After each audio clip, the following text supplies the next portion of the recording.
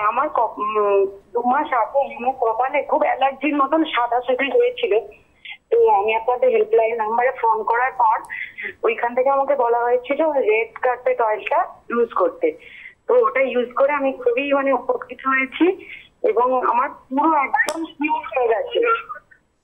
এখন প্রবলেম বলতে ছোট ছোট তিল মতন মুখে দেখা দিচ্ছে, এটাই প্রবলেম। বাকি স্কিনের খুব গ্লো এসে আছে, ওই প্রবলেম গুলো কিচ্ছু নেই, শুধু তিলটাই প্রবলেম। তার জন্য তিলটা কত বছরের? অনেক বছর। মাথায় অ্যালার্জি ছিল, র্যাশ ছিল, red carpet essential oil use করে এখন অ্যালার্জিও চলে গেছে, স্কিনে গ্লো এসে গেছে, আবার তিলটাকে রিডিউস করতে হবে।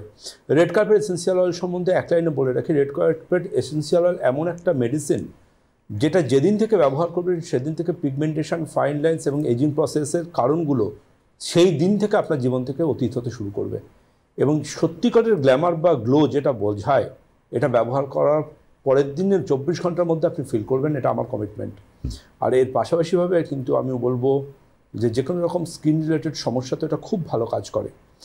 আর তিল বা আঁচিলের সমস্যা আমি বলবো পরম্পরাবিদের তিলোত্তমা তৈলমের কথা।